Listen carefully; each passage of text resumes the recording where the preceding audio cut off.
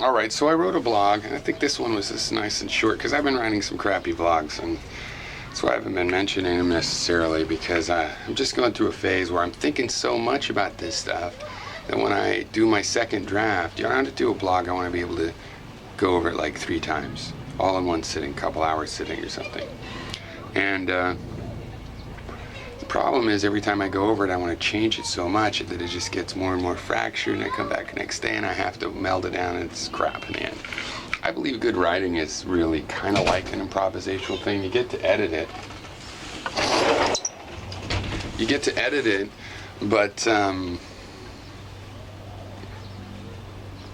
it's best if you don't have to edit every other word. It's best if there's big segments that you are in the right, and you have to have your ideas a certain kind of clarity. But I did write one that I think is worth reading, and for one I just kept it short because I used it as an actual log. See, I've been trying to write some blogs that are like, I want to formulate this part, and it's difficult. I need to write it in a book and build it out there, and I feel like I have the ideas, but I talked about them and people are like, well, they don't get it, so it's obviously I need to find whatever the thread is. And I'm not so concerned people right now would get it, but I want to be sure that it's decodable. Somebody in the future could go, oh, he says here what he means, and it's confusing over here, but if you remember this, not that anybody would do that work, but I want it to be possible. That's the design spec. But in this last blog I did, it's just more of a log thing, like what I'm going through with this computer science stuff, which is a serious train of thought for me. Well, so right now using MongoDB, it basically will retrieve JSON structures, nested dictionaries, right, by name, and it'll do searches by any of its properties. Now, if you don't make an index, it actually has to load all of those things and find things that had those properties.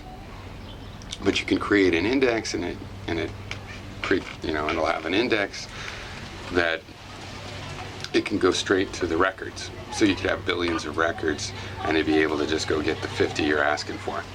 Like you have billions of videos, and you want to go get 2,000 this guy asked for. Or he has thousands of, or you have billions of videos, and he wants to know the, 5 he's done in the last week.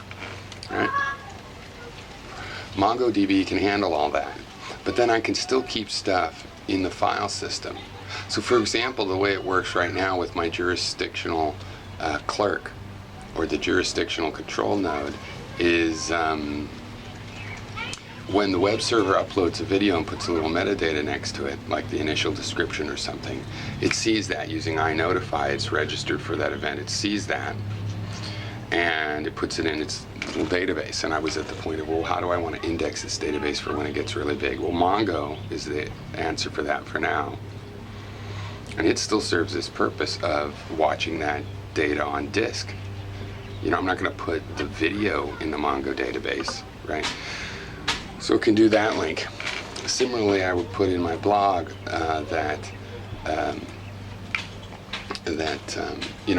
one thing I'm converting from my Google App Engine system is the ability for you to type in articles and enter, things in a certain kind of into the database that are like blogs and are presented as blogs. But anyway, if you looked at the Novum demo, it's a particular Novum article.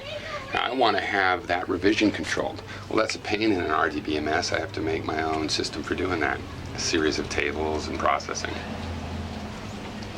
And Mongo, I don't think does that.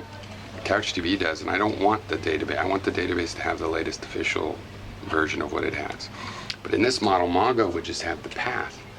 The article is stored in a regular directory. I could just use Git or SVN or anything I wanted to keep the revision control from that. And then the jurisdictional clerk's job is to manage that dimension of things. Mongo tells you what file to go to. By default, the latest file is what you want to see, but if somebody's looking at the revision history, the system will talk to the JCN that'll know how to mediate that. And the clients will be isolated from whether I use Git or SVN or whatever. But it would be Git. I'm using Git these days. All right, cheers.